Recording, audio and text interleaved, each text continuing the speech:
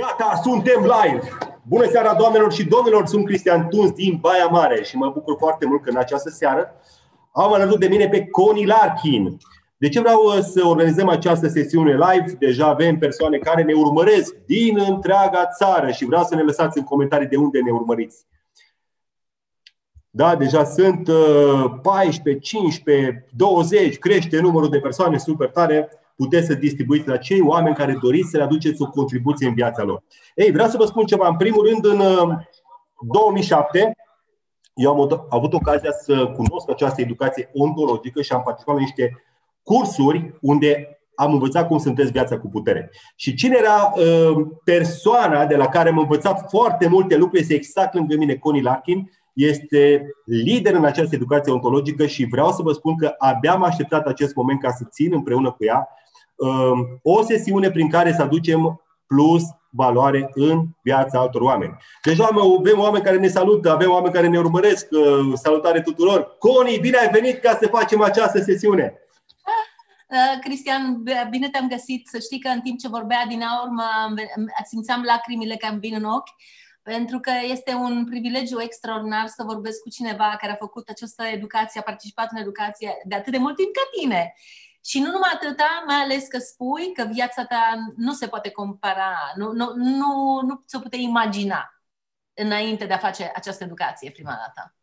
Sunt onorată să lucrez cu tine. Mă bucur foarte mult și să știi că abia aștept să te aduc la Baia Mare, pentru că la Baia Mare vreau să organizăm un seminar cu tine. Sunt foarte mulți oameni care m-au întrebat azi, după ce am postat ieri această informație despre această sesiune live, când o aduci pe Connie la Baia Mare ca să organizăm un seminar. Și am spus, urmează și lucrul acesta. Cu mare plăcere să o invităm la Baia Mare și o să ținem un seminar. Bun, Connie, vom începe cu lucruri interesante să vorbim și mai mult să aducem o valoare în această seară pentru mulți oameni care ne urmăresc. Foarte mult te apreciază și pe canalul de YouTube. Ai peste 10.000 de abonați, foarte multe materiale din care se poate învăța foarte multe lucruri. Și vreau să vorbim puțin și să începem despre puterea cuvintelor. Pentru că oamenii de multe ori se joacă cu cuvintele și nu sunt responsabili ceea ce spun. De asta este foarte important să-ți asumi ce spui și să știi că practic cuvântul este esența. Cum spune și în Biblie, mai înainte de tot a fost cuvântul și din cuvânt toate s-au făcut. De asta te rog, Connie, să spui tu despre puterea cuvintelor.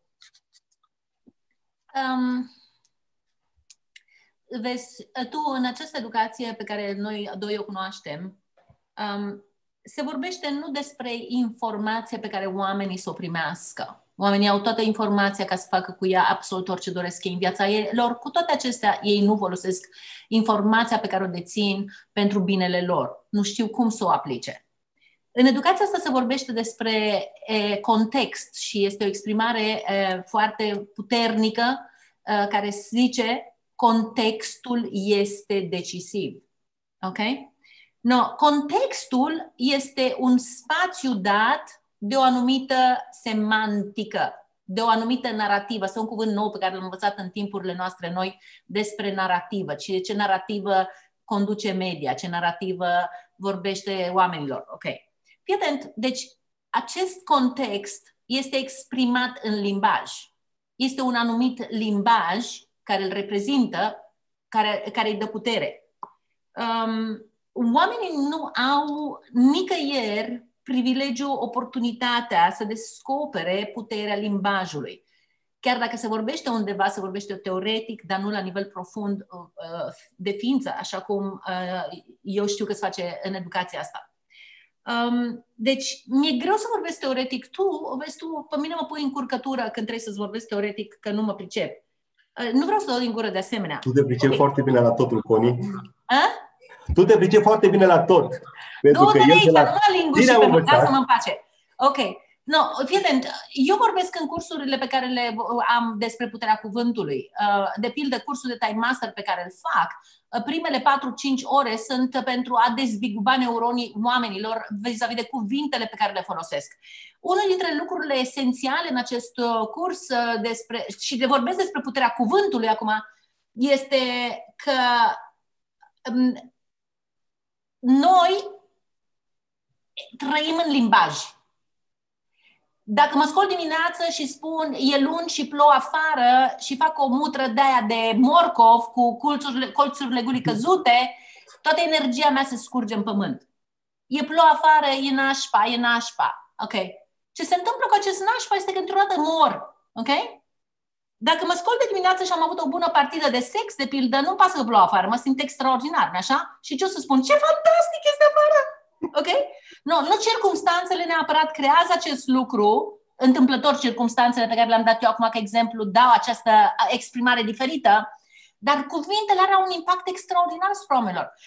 Acum m-am legat la ceva care poate să facă o diferență pentru oameni, pentru că m-ai băgat în bălării cu explicații intelectuale. Este o poveste frumoasă care spune că în India era un maestru care vorbea despre puterea cuvintelor. Și în fiecare seară sala lui era plină. Nu departe de acest loc era o facultate, o universitate și de acolo au început să vină câte un student, câte doi și începeau să aducă unul după altul.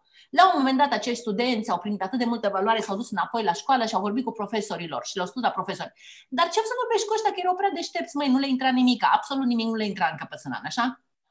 Ok. La un moment dat un profesor de limbă hindusă sau ce-o fi fost el, catadixește să vină după un astfel de student la invitația lui insistentă să-l asculte pe maestru despre puterea cuvântului. Ok. Și ce se întâmplă este că intră tipul ăsta în sala asta imensă, n-are loc să se așeze, stă lângă ușa de la ieșire, este minunat. El n-avea sălile pline de studenți cum avea acest maestru, sala plină de oameni de toate felurile. Și la un moment dat maestru vorbește despre puterea cuvântului. Și ce se întâmplă este că profesorul vrea să ridică mâna și vrea să spună ceva maestrului care nu se pupa cu materialul învățat de el la școală sau ce preda el la școală. Cumva era filozofic, prea filozofic sau nu destul de filozofic pentru el. Și îi spune, maestrul îl vede și da, te rog. Și tipul spune ce spune. El la care maestru se înroșește la față și dintr-o dată parcă era un cu totul alt om, îl înjură pe profesor. Idiotule, ești un animal, ești un prost, ce dracu te-a dus aici? Ieși afară, boule! În primul rând, ce s-a întâmplat? Toată sala a fost în șoc pentru că ei nu au crezut că maestru este în stare de așa ceva și dacă este în stare de așa ceva, precis nu este un maestru. Pentru că comportamentul este jalnic. Și... bineînțeles, profesorul începe să bâlbâie, începe să tremură, să ridică în picioare, să înroșește, nu știe cum să comporte, ce domn maestru se poate, bla bla bla bla bla, toate chestiile, știi? Cum se poate? Ce rușine, ce? Dintr-o dată maestru se liniștește la față, parcă s-a trezit dintr-un vis și șocat se uită în jurul lui și dintr-o dată își pune mâinile astea în iertare și spune tuturor oamenilor din sală: iertați-mă, nu știu ce s-a întâmplat cu mine. Nu știu ce s-a întâmplat cu mine. Nu știu ce s-a întâmplat cu mine. Vă rog să mă iertați. Nu sunt prezent la ce s-a întâmplat cu mine. N-am o explicație. Domnule profesor, vă rog să mă iertați. Sunt complet stupefiat de comportamentul meu. Nu are nicio bază. La care vorbește, mă rog, pe tonul ăsta, la care profesorul, toată lumea se relaxează, în sfârșit maestru s-a întors, l-o fi luat vreun drac cu mintea, eu știu unde, s-a întors maestru. Și profesorul se calmează, primește scuzele maestrului și fie atent că nu se ridică să plece după ce și-a primit scuzele, din contră se așează jos și acum ascultă în continuare să vadă cum urmează sala. După acest incident, maestrul stă acolo în tăcere în fața tuturor și apoi le spune: nu? Ați văzut puterea limbajului? Puterea limbajului în acțiune. L-a injuriat, toată lumea a reacționat. Și-a cerut scuze, toată lumea s-a domolit. Limbajul este extraordinar. Și fii atent, Cristian, nu trebuie să le spui oamenilor cât de important este limbajul, pentru că fiecare dintre ei știu că atunci când se poartă tăios cu soția sau cu copilul sau când nu este onest, limbajul îl dă de gol. Limbajul este decisiv. Noi ne manifestăm în limbaj. Și știi ceva? Noi trăim prin limbaj. Noi existăm prin limbaj. Când tu comunici și cineva nu te ascultă, nu? Adică nu-ți dă credit, nu-ți dă ascultarea lui, nu-ți dă urechea lui, te simți cum? Te simți fără putere. Ce fel de limbaj ai atunci? Păi, în primul rând, când cineva nu te ascultă și tu vorbești ca și cu televizorul sau vorbești ca și televizorul, îți dai seama că te simți în fața lui, nu ești respectat. Inutil, că nu existi, lipsit de putere. Și nu de valoare. Ce limbaj ai atunci? Ce limbaj ai? Care e limbajul? Limbajul îți creează contextul din care tu exprimi cine ești în viață. Este esențial. Super. Connie, ți-am spus că ești incredibilă. Vreau să mai... Da, deja sunt 90 de persoane care ne urmăresc live. Puteți lăsați în comentarii de unde ne ascultați, din ce orașe, din ce țări, pentru că sunt oameni și din Canada, și din Spania, și din multe alte țări. Bun, vreau să vorbim un pic despre circumstanțe în viața oamenilor, pentru că sunt foarte multe persoane care au circumstanțe. Toată lumea are circumstanțe. Toată lumea are circumstanțe. Da. Și indiferent ce alegeri fac, e ca și CD-ul, se întoarce în același punct. Ia un job, începe munca, face, constată că nu câștigă să fie fericit. Și caută alt job și din nou această repetabilitate doar schimbă locurile de muncă. Sau începe un business, îl duce până la un anumit punct, după care renunță, se apucă de altceva. Și tot așa circumstanțe apar. În orice domeniu, și relații cu prietenii, și relații cu oamenii, și în orice. Deci apar circumstanțe și se învârt în același punct. Dacă începe un business, îl duce o anumită perioadă după care se dezamăgește, nu are persoane care să-și formeze echipă, să-și promoveze afacerea sau diferite, repet, circumstanțe. Cum vezi tu aceste circumstanțe în viața oamenilor? Pentru că sunt diferite. Cristi, vezi tu, mă onorează că mă întreb pe mine. Am să vorbesc în stilul meu. Nu sunt circumstanțe. Lucruri se întâmplă. Tu le chem circumstanțe. Iar oamenii pun etichete pe acele lucruri care se întâmplă. Punem eticheta de ceva nașpa, pe ceva care nu ne convine, pe care le evităm, nu-l vrem, ne e frică de el, și punem dezirabil, dorit, bun, frumos, pe ceva pe care ni-l dorim. Acum am să spun o poveste despre un fermier chinez. Era un țăran chinez care avea un cal și într-o zi calul lui a fugit. A rămas fără cal. Au venit vecinii și i-au spus: ce nenorocire, ți-ai pierdut calul, cu ce o să mai muncești? Și răspunsul acestui țăran a fost: poate. Adică circumstanța, cum îi spui tu, de nenorocire, nu? Dar el ce a spus? Poate. A doua zi s-a întors calul cu alți 5 cai sălbatici. Vecinii au venit: ce fericire pe tine, te-ai făcut cu 6 cai acum, ce grozav, fantastic pentru tine. Fermierul a spus: poate. Peste o zi, ceva de genul, s-a apucat fiul fermierului să îmblânzească cei 5 cai sălbatici. A căzut și a rupt piciorul. Ce nenorocire, ce circumstanță nasoală! Au venit pe vecinii să-i spună: vai, ce rău ne pare pentru băiatul tău. El a spus: poate. Așa, peste o săptămână sau ceva, au venit armata în sat ca să adune cu japca băieți tineri pentru un război pe care îl făcea împăratul chinez atunci. Și toți băieții au fost luați, mai puțin băiatul fermierului, care avea piciorul rupt. La care vecinii au spus: ce norocos ești, no, băiatul tău a scăpat. La care țăranul a spus: poate. Așa. Acum, povestea asta pe care o știu de la Alan Watts, un mare maestru de ontologie, dacă vrei, ok, îi spun așa, un mare, mare maestru, mă inspiră cum nu-ți imaginezi. No, fii atent. Între anul 2004 și 2012, eu am avut o perioadă de moarte în viața mea.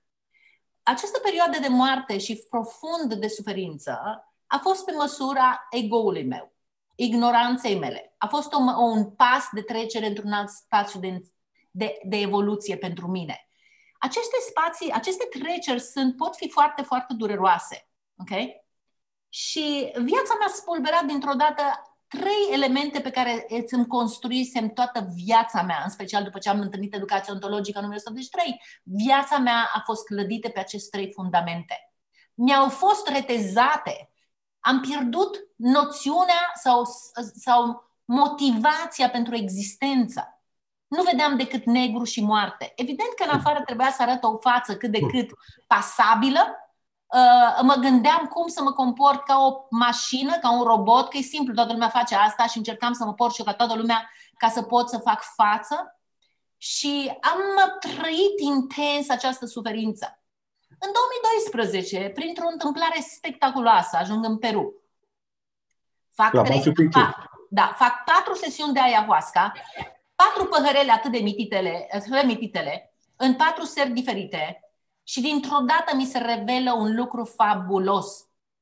Așa cum spune Edgar Cayce, un om extraordinar din istoria recentă a umanității, el a spus așa, și crucile au fost coroanele lui. Și ce mi se revelă mie dintr-o dată când ego-ul meu este complet dezrădăcinat, măcar pentru o perioadă după ayahuasca, mi se revelă faptul că cele 3 lucruri trebuiau să dispară din viața mea ca eu să pot să evoluez. Nu pot să compar viața de astăzi cu ce s-a întâmplat înainte de 2012. Iar acea perioadă întunecată a fost trambulina pentru o viață extraordinară pe care am avut-o după aceea. No, acum este un lucru, când apare ceva sau o teamă de ceva, de vreo circumstanță care, vezi, Doamne, poate să fie negativă, ce fac este mă ancorez în experiența și în cunoașterea pe care am primit-o și îmi spun, lasă eticheta deoparte, vezi ce este și acum întreabă-te ce trebuie să faci. Dar cu dragoste. Nu cu ură, nu cu dispreț, pentru că nu știu ce reprezintă acel eveniment. No, ființele umane ce fac toată viața? Vor ce le place și vor să le dispară ce nu le place. Să evite ce nu le place. Exact. Oamenii vor ce vor și să evite ceea ce nu vor. Este un joc meschin, stupid. Și pe bune ești ca un fel de animal tras de colo-colo pentru că circumstanțele sunt fie bune, fie rele, te duci încolo, te ferești tot timpul, ți-e frică tot timpul. Ce viață hăituită este aia! Când eu am participat în S-Training, am avut acces la propriul meu creier și îți spun, am trăit o viață spectaculoasă, tocmai pentru că am putut să primesc o libertate vis-a-vis de etichetarea circumstanțelor. Ce-ar fi dacă ceea ce tu ai în viața ta este pentru propria ta evoluție și te-ai uitat din perspectiva asta? Evident, dragule, fii atent, nu m-am născut deșteaptă, m-am născut cu un creier intact, așa ca toată lumea. M-am născut ca toate ființele umane cu același potențial. Okay? Din fericire am avut acces la creierii mei la 28 de ani. Toate ființele umane au nevoie de un sprijin pentru a vedea această nou punct de vedere, din care ești onoare pentru tine, pentru viață, în care poți să schimbi perspectivele, în care începi să devii responsabil și începi să mergi ca și cum avea o barcă de asta de indian, nu pe un mare fluviu, te uiți în jur și nu contează cât de repede este râu fluviu, cât de încet este fluviu, pur și simplu respiri și te bucuri. Și dacă crăp, ce? Admiri. Așa, cum spune Osho, zice, tu nu ești necesar existențe, dacă crăp nu se simte. Nicăieri, lipsa ta. Da, multe persoane, într-adevăr, ar alege să facă ce le place și ar evita, dar și acolo unde și-ar dori să facă ce le place, de multe ori există frică. La mulți oameni asta îi oprește ca să evolueze, ca să ajungă la niște rezultate frumoase în viața lor, în orice domeniu. Relația cu o persoană, relația cu bani, relația cu business-ul, relația cu șeful, relația cu cine vrei tu. În orice domeniu, când vrei să faci ceva, totuși frica îi oprește pe foarte mulți. Frica de a genera acea acțiune care se pune în mișcare. Cristi, frica este o firească, este ok. Vezi tu, când eu am participat în Est, am auzit niște lucruri care m-au mesmerizat, m-au uimit. Și anume, ne naștem cu frică, murim cu frică. Frica face parte din existența noastră, așa cum părul pe cap, capul, mâinile, picioarele, le ai pe asta, ai și frică. No, ideea este cum vei merge către mormânt, că ne îndreptăm cu toții către mormânt, nu? Ne-am ridicat, ne-am născut, o să murim. Da. Cum mergi cu această frică? Călărit de ea, aplatizat de ea sau la braț cu ea. Și am ales în 103 să merg la braț cu ea, dar aveam acest lucru intuitiv și înainte, pentru că am fugit din țară în 1978. Am fugit efectiv, am făcut lucruri pentru care puteam să ajut la pușcărie să-mi pierd toată viața. Da? fals în acte, tot felul de chestii. Orice am făcut ca să pot să-mi iau libertatea mea și dreptul meu de a fi cine vreau să fiu pe pământul ăsta. Ok, deci mi-a fost frică, dar când am plecat din țară, mi-am spus, tu n-ai citit cartea mea, tu mi-ai spus adineauri când ai citit cartea. Când am plecat din țară, când am făcut acest pas, mi-am spus, chiar dacă crăp într-un șanț, aveam doar $20 cu suci în jeans, că dacă mă prindeau animalele pe aeroport sau undeva și mă vedeau cu valută, chiar dacă aveam pașaport în buzunar să plec, adică te lăsau să pleci ca un bou fără niciun ban, știi? Dacă mă prindeau cu o valută în buzunar, mă luau din avion și mă duceau din nou la Pârnaie. În concluzie, aveam cu suți acești bani. Și ce mi-am spus eu? Mi-am zis așa, că prefer să mor într-un șanț peste 2 săptămâni sau o săptămână după ce mi se termină banii, decât să trăiesc o viață lipsită de onoare. Asta cere curaj. Trebuie să faci o alegere. Vreau să trăiesc viața unei termite, unei râme slinoase, să ung pământul până ajung la mormânt, sau să merg cu fruntea sus, pentru că se spune în Biblie, Dumnezeu ne-a creat în chipul și asemănarea lui. Păi Dumnezeu nu s-a făcut omidă să trăpă jos.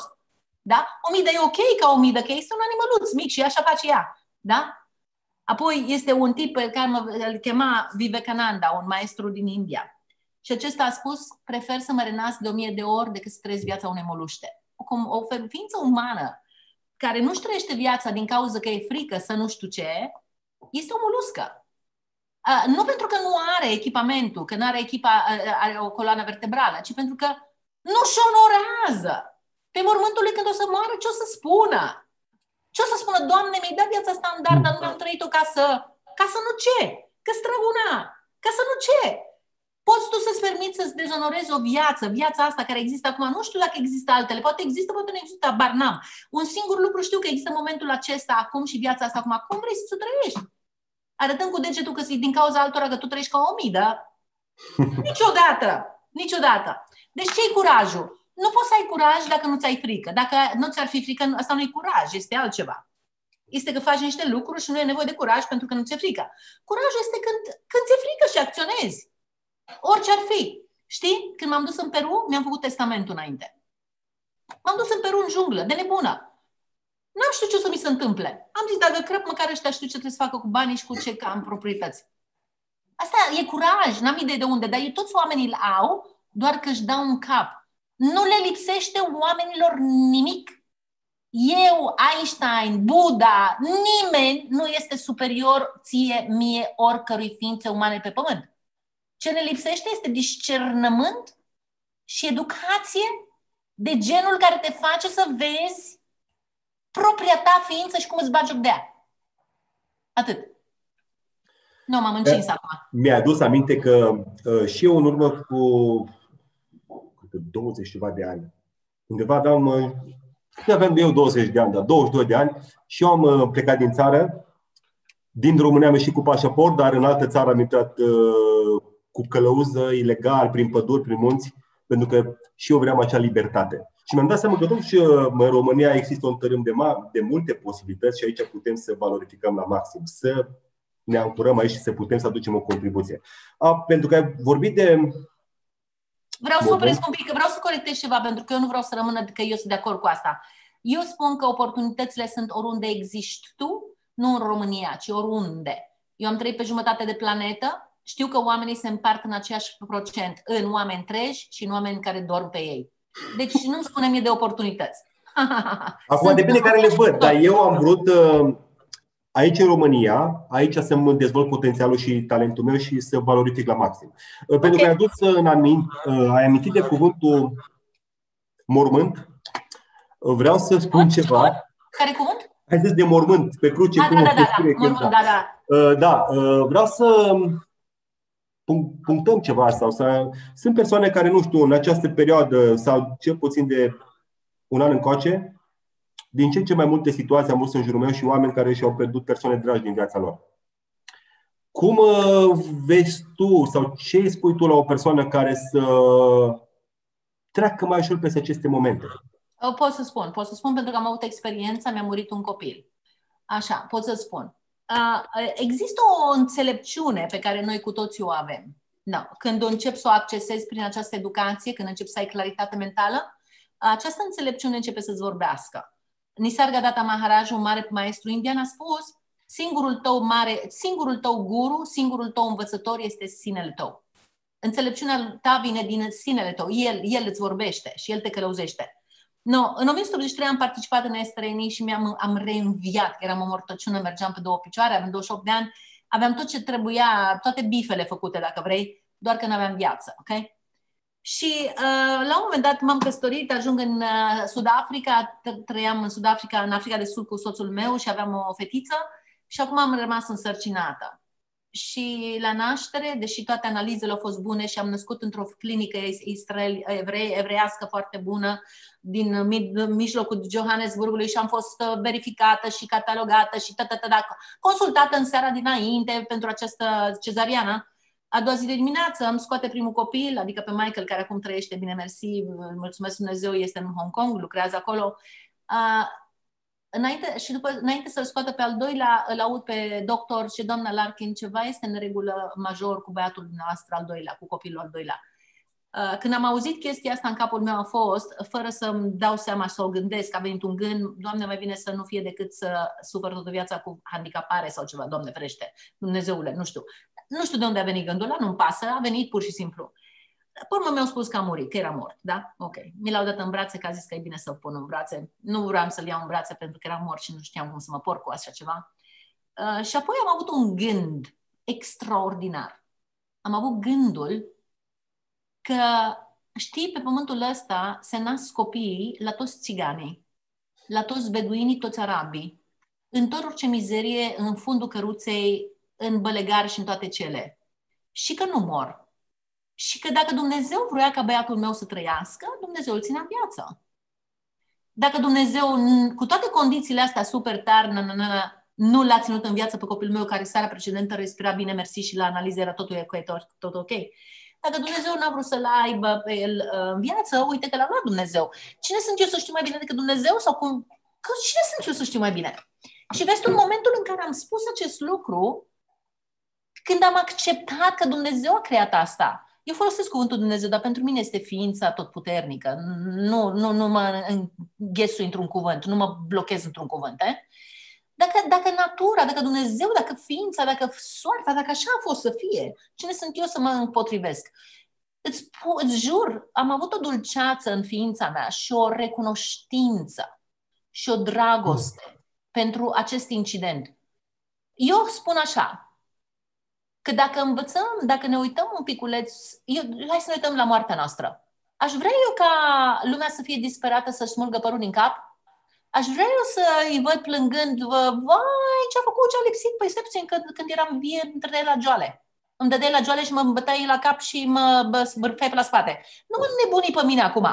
Eu n-aș vrea acest lucru. Pentru că este iac. Ce aș vrea? Aș vrea să se ducă la o crâșmă și să îmbete și să danseze.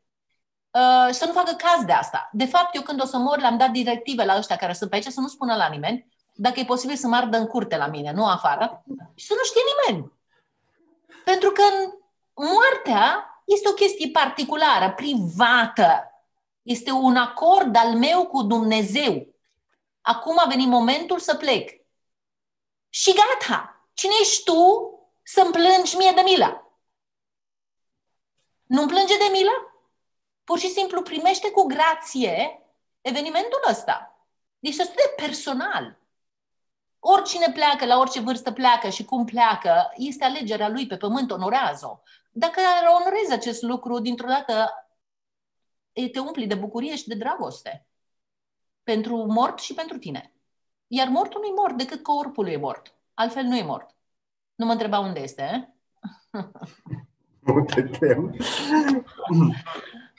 Connie, îmi place că la orice spui cu niște cuvinte ce au putere fantastică. Asta îmi place la tine. Orice chestie așa de frumos o spui și cum o dai așa un sens super fain. Și aș vrea să mai vorbim un pic, pentru că eu am văzut în multe domenii și la oameni în general, oamenii își creează niște așteptări.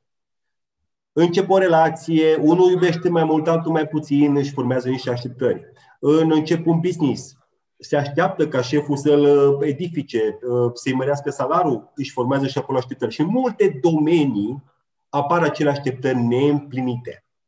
Și unul suferă pe o parte și nu spune, pentru că are intenție blocată, nu face comunicare acolo.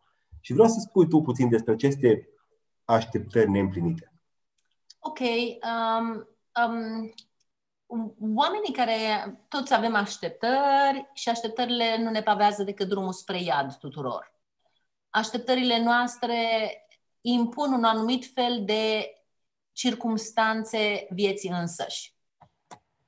Este nefuncțional, niciodată nu funcționează. Ce înseamnă așteptări? Am așteptări de la copilul meu să mă onoreze, să mă facă mândră, să fiu mândră de el și lumea să zică, oh, ce băiat are doamna Larkin. Ok, asta e așteptarea mea?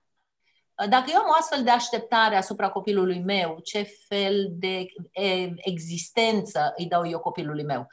Cum îi suflu eu pe gât, îl controlez, îl manipulez ca el să mă facă pe mine să fiu respectată de oameni, pentru că uite ce mândră sunt eu, ce mamă, ce am creat eu. Băiatul meu este preșul perfect. Îmi zice să rămână, îmi zice, învață, îi spun du-te la dreapta, să duci la dreapta, du-te la stânga, să duci la stânga. Îmi spune câți bani ia, să-mi spune cu cine să însoară.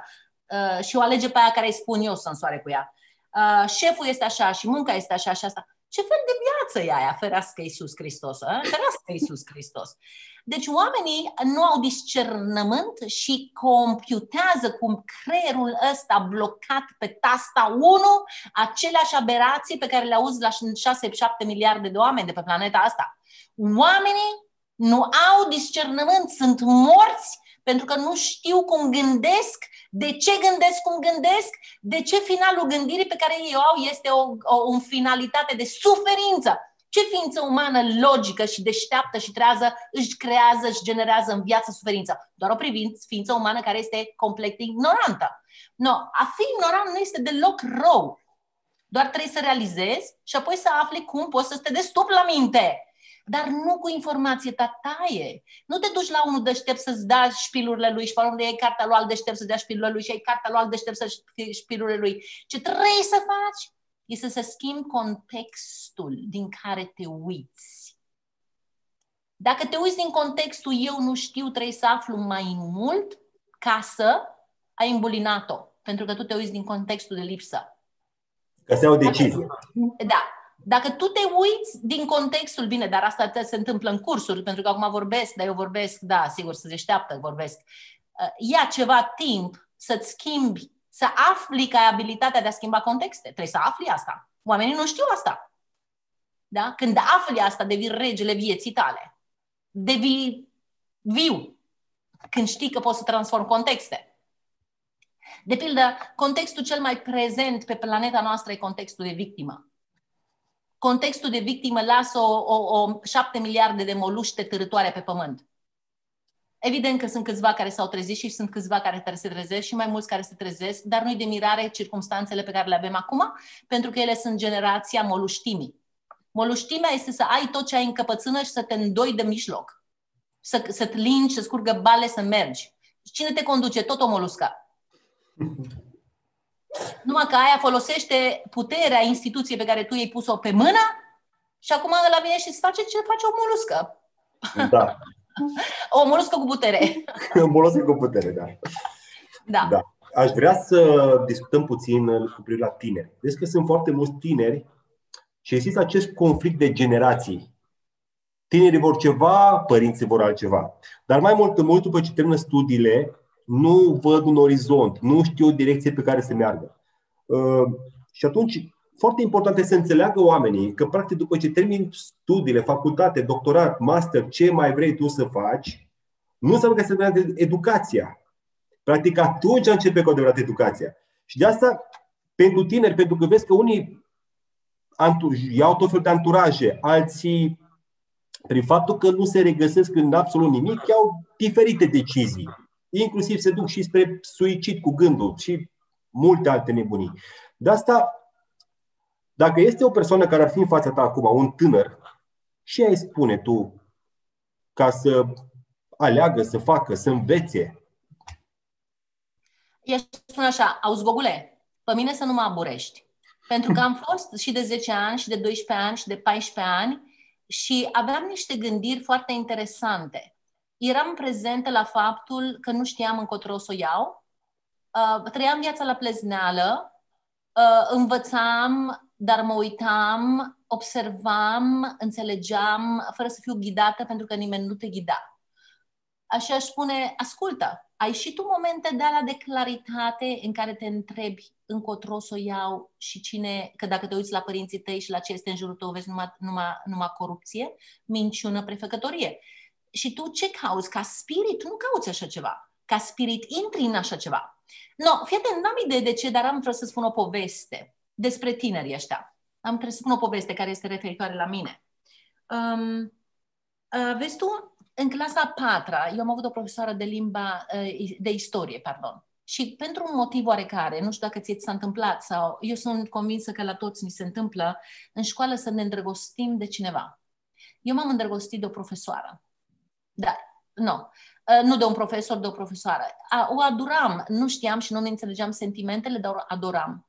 Mă duceam la ea și o întrebam și vorbeam cu ea și înșel.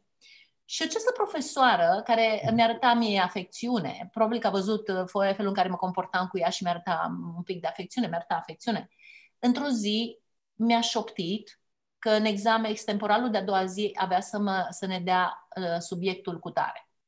În momentul în care această femeie a făcut acest lucru, vezi tu, fără cuvinte și fără nimica, ea a făcut acest lucru pentru mine. În momentul acela am învățat prima mea lecție de integritate. Ceva din mine s-a revoltat profund, dar o revoltă foarte mare.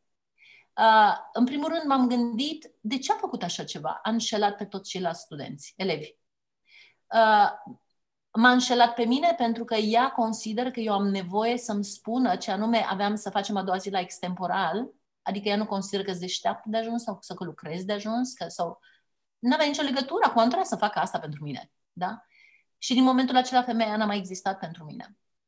Pentru că mi-a jignit niște valori. No, eu nu trăiesc în era asta, nu m-am născut în era asta în care erau computere și tot felul de jocuri și copiii ăștia sunt aftiați și li s-au pus la nas jocurile astea de la când erau mici. Nu știu cum le-a afectat capacitatea de a gândi, de a vedea, de a observa.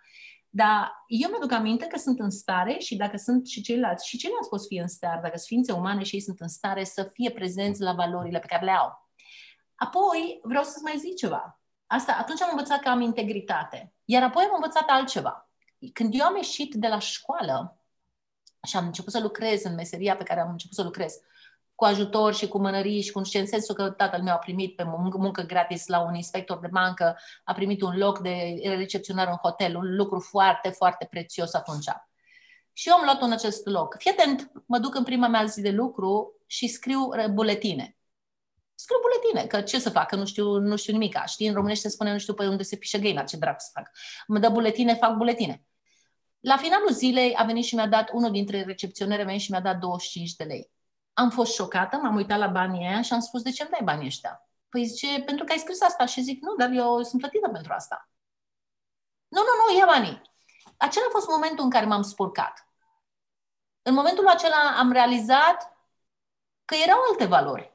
Eu aveam niște valori, dar nu spusese mie taică-meu, vezi să nu furi, să nu înșeli, să nu faci asta, să nu faci. Nu mi-a spus. Cumva sunt înnăscute în noi acele valori. Iar după ce am luat acei bani, bineînțeles, acum am început să aștept acei bani, mă bucuram de fiecare dată. Iar în momentul în care eu am plecat din România, ți-am zis când am fugit din România, asta fiind o consecință a faptului că am lucrat unde am lucrat, eu făceam parte dintr-o mafie, măi. Securistul era mituit, administratorul hotelului primea salariul întreg al oamenilor care lucrau, nu de la mine, dar de la băieți, am auzit eu. Contabilul de la firmă primea bani în fiecare dată când se duceau și depuneau banii. Portarul, camerista care schimba paturile, toți oamenii erau în industrie de mituire. Am devenit un mafiot. Am devenit o mafioată. Ok? Deci, dacă cineva te face prezent la valori și promovează valori, tu le ai deja intrinseci, majoritatea dintre noi. Dar la un moment dat, când te duci și te murdărești și apoi te duci și începi, nu mai ai scăpare, ai intrat într-un joc. Râsul dracului, ajung în Israel, în kibuț, da, Israel, kibuț, și vine la mine un român din kibuț, în vârstă, și vrea să mă informeze că kibuțul i-au alocat pe ei ca părinții adoptivi pentru perioada de 6 luni, o să aibă grijă de mine că sunt români. Și omul ăsta a venit să vorbească cu mine și avea în mână o plasă cu niște ceva. Când a pus plasa aia jos, m-am trezit din nou în mintea mea, în hotel unde lucrasem, că îmi veneau oamenii și îmi dau cadouri tot timpul. Am avut o tresărire, că mă așteptam să-mi fie adus mie plasa aia. No. Despre ce vorbesc despre tineri? Tinerii nu au de unde să învețe valori. Ei văd în jur doar o nenorocire majoră, o minciună și o înșelătorie. Profesorii sunt vai de mama lor. Vai de mama lor. Când se apucă ăștia să vorbească despre schimbarea sistemului educațional, mă apucă râsul. Pentru că ce să schimbe? Ce să schimbe? Nu intrăm. Ok. Încotro se îndreaptă. Media e mănărită toată, social media mănărită toată, îți dă doar ce te poate hăitui. O fată aseară m-a sunat pe mine, 25 de ani, și mi-a spus că ea face facultate, n-a terminat-o încă la Londra, despre ceva cu tehnică, cu jocuri pe computer. Și a spus, Connie, în anul 2 ne-au învățat să facem marketing și cum să manipulăm oamenii să stea în fața computerului și în momentul ăla mi s-a rupt filmul. Deci femeia asta este o fată, 25 de ani, la 23 de ani a avut acest șoc. Da. Dar unde se îndreaptă acești tineri? Unde sunt valori?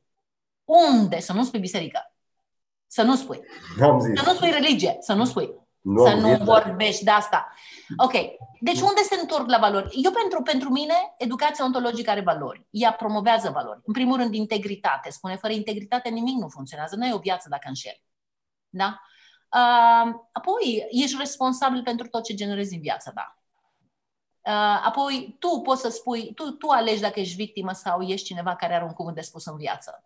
Dintr-o dată, ce îți face de educație ontologică? Îți atinge valorile din tine, iar apoi tu alegi. Apoi tu alegi. Tu poți să trăiești o viață mănărită și hoață și proastă și cum vrei. Poți să trăiești asta, dar asumă-ți-o, trăiești-o și bucură-te de ea. Că nu e rea, nu e bună. Și tu poți să trăiești o viață cu valori. Poți să trăiești orice viață vrei. Nu ți-am răspuns, cred? Ba da, chiar citeam de la o doamnă care știu că lucrează în sistemul de învățământ, scrie așa, corect, sistemul de învățământ este dezastruos. Deci te aprobă chiar cine lucrează în sistemul de învățământ. Bun, sunt foarte multe persoane, 106 live tot timpul, Connie, deci felicitări, pentru că vreau acum să spunem și despre educația ontologică. Stă un pic de valoare despre ce înseamnă această educație ontologică. E foarte important ca oamenii să știe. Pentru că tu ții foarte multe cursuri și chiar vă recomand tuturor care sunteți prezenți să urmăriți pe canalul ei de YouTube. Connie Larkin, o găsiți, are foarte multe materiale de care puteți să învățați. Susține foarte multe seminarii, chiar în Baia Mare doresc să o aduc pe Connie, de photoreading. Este ceva incredibil. Așa cum am spus, în 2007 eu am avut ocazia să particip la niște seminarii și la această educație ontologică cu Connie Larkin. La 2-3 săptămâni mergeam la București, cu avion, cu tren, cu mașină, nu conta cu ce, pentru că știam că mă duc acolo să primesc valoare. Din Baia Mare, 3 luni de zile am fost tot la 2-3 săptămâni la București, pentru că știam cât este de important să te duci acolo de unde ai ceva bun de învățat. De asta merită să aduci în viața ta acei oameni care îți dau valoare, care îți dau putere, care te încurajează și care îți dau o direcție corectă. Connie este una dintre aceste persoane, este un antrenor în posibilitate, este o persoană care are un impact foarte mare în viața multor oameni. Și aduce foarte multă integritate și acolo unde sunt relații toxice cu șeful, cu copilul, cu nu mai știu cine, cum se aduce claritate și se alinează lucrurile. De asta zic că, Connie, vreau un pic să spui despre această educație ontologică. Ok. Vezi tu, sunt o groază de cărți pe pământul nostru și în special în ultimul timp, evident, 70, 80, 90 de ani, așa, mulți oameni scriu despre asta, sunt nume faimoase care scriu despre asta. Da. No, acum, vezi tu, o tipă pe care o elogiază Alan Watts, o cheamă Alexandra David Neal. Ea a trăit în Tibet la începutul secolului trecut și dacă Alan Watts o elogiază fără discuție că este de interes pentru noi această femeie. A scris ea mai multe cărți, una dintre ele se cheamă Învățăturile secrete ale budismului tibetan și în această carte zice la un moment dat că maestrii tibetani spun că toată cunoașterea de pe acest pământ se poate pune pe o foaie de hârtie. Pe o foaie de hârtie. Nu contează cine a scris cărțile alea de-a lungul celor 70, 80, 90 de ani, nu contează cine le-a scris, unde le-a scris, nu contează, învățăturile sunt mereu aceleași. Învățăturile se bazează pe... Și eu cred, în experiența mea, eu am să spun acest lucru. O ființă umană ce caută este să respire viață, să manifeste viață a sa, a lui însuși, a ei însăși. Nu să trăiască conform listele lui altul. Da? Cel puțin eu vorbesc acum din perspectiva mea, nu știu dacă este real pentru tine asemenea, dar eu vreau, când o să crăp, vreau să fi trăit viața mea, nu viața conform pildele lui Papa Pius. Ok? Viața ta. Viața mea vreau să o trăiesc. Viața mea și viața fiecare și o trăiască el. Eu asta vreau. Da? Fii atent, a trăit în urmă cu 2500 de ani o ființă umană specială, extraordinară, care se cheamă Buddha. Da? Și el a spus, când el vorbea cu oamenii, le spunea să nu credeți nimic din ce vă spun. Să nu crezi nimic din ce îți spun. Ascultă ce spun, uită-te prin ce spun și vezi dacă face sens pentru tine. Nu, acum, dacă eu îți spun ție într-un curs să nu crezi nimic din ce spun, pe bune că nu trebuie să crezi, este ca un fel de scară pe care te urci și vezi ceva. În conversația pe care eu am cu oamenii în curs, în care ei nu trebuie să creadă, ei văd ceva. De pildă, uită-te în propria ta viață și vezi, când tu critici, chiar și cu intenții bune, ești prezent la dragoste. Gata. Și trebuie să te uiți. Nu trebuie să bați câmpii, bălăriile, să-mi spui bălăriile tale, de ce crezi tu că nu mă interesează. Vreau să știu dacă trăiești dragoste atunci când tu critici. Nu? Și mai ales dacă văd părinți care spun, da, băiatul meu sau fata mea trebuie să reușească, dar nu știe, nu se pricepe, trebuie să stau să-i sprijin. Am tot binele lui în minte, sigur că da. Am înțeles. Și ce fac după aceea? Îi întreb. Spune-mi și mie, când erai mic, îți aduce aminte? Părinții tăi îți spuneau ce trebuie să faci? Da. Și ce făceai? Fugeam. Păi atunci de ce faci asta? Trebuie să te uiți. Că tu nu mai știi ce ți s-a făcut ție. Eu cu copiii mei așa am făcut. În concluzie, ce spun despre educația ontologică pentru mine este aerul pe care îl respir, pentru că îmi dă coerență. Nu este ceva anume, este viața însă și eliberată de ce? De concepte, păreri, opinii, morală. Morală. Ce dracu e aia? O bureală nenorocită. Integritate e diferit de morală. Integritate se raportează la toate ființele umane, indiferent de culoare, indiferent de limbă, indiferent de cultură, indiferent de unde vin. Integritate. Morală, cu morala omor oamenii. Deci, când tu faci educație ontologică, nu faci altceva decât să arăți cu degetul la propria ta ființă, să te sprijini să vezi propria ta ființă și apoi să vezi ce alegeri faci. Cât de spectaculos este. Când nu dau nimic la oameni, ci pur și simplu sprijin să vadă și să dea jos. Tu știi ce a spus Osho despre cea mai inteligentă ființă umană, care e aia? Osho a spus, the real intelligent person is a crap detector. Că o ființă umană cu adevărat inteligentă este una care își detectează propriul rahat și apoi dă drumul. Păi de când am participat în educația asta, am dat sute mii de tone de rahat de pe ochi și de pe cârcă. Deci, nu am învățat nimica, am dezînvățat. Zi. Asta m-a fascinat pe mine pentru că, practic, când am participat în acele cursuri, ce am văzut eu, e ca și cum, indiferent ce s-a întâmplat în trecutul tău, aduci claritate și integritate acolo. Indiferent ce. Și, practic, în prezent se deschid noi posibilități și poți să alegi de astăzi să-ți trăiești viața cu putere, să fii fericit tu cu tine. Băi, Cristi, fii atent, am să întreb pe tine ceva. La un moment dat în viața ta trebuie să realizezi că dacă tu te-ai născut cu... Tu ai copii? Da. Da. Am o fetiță. Să-ți trăiască. Când s-a născut fetița ta, tu imaginează-ți și spune dacă e așa. Tu ți-ai imaginat, poate că puteai să-ți imaginezi că fetița ta s-a născut cu o infinitate de posibilități de a fi pe pământul ăsta. Nu? Imaginează-ți că ea s-a născut cu o tablă albă pe care ea poate să scrie orice geniu vrea ea. E adevărat? Așa este. Îl dorești, nu așa? Pe măsură ce fetița ta crește, tu începi să tai din posibilitățile unele și astea. Vezi că nu știe să patineze sau nu vrea să facă șah și începi să dai niște chestii la o parte, nu așa? Și să mai singularizează chestiile. Rămân mai puține. Încet, încet. Nu așa? Nu. Stai puțin, că vreau să vorbesc despre ce ai spus tu adinauri. No, lăsând la o parte acest fapt cu ai o fetiță și copilul tău s-a născut cu o tablă albă, spune-mi, tu te-ai născut cu o tablă albă de asemenea. Exact. Așa? Pentru părinții tăi. Așa, și la un moment dat, când tu ai venit pentru prima dată la această educație ontologică, tabla ta era plină de rahat, mai. Nu știai cum să mai noți în el, produceai rezultate cu mâncându-ți de sub unghii, munceai, dădeai în bălării, n-aveai direcție, munceai din greu, dar produceai rezultate pentru că ești un șmecheraș, bla bla bla bla, erai, bla bla bla bla bla, făceai chestii.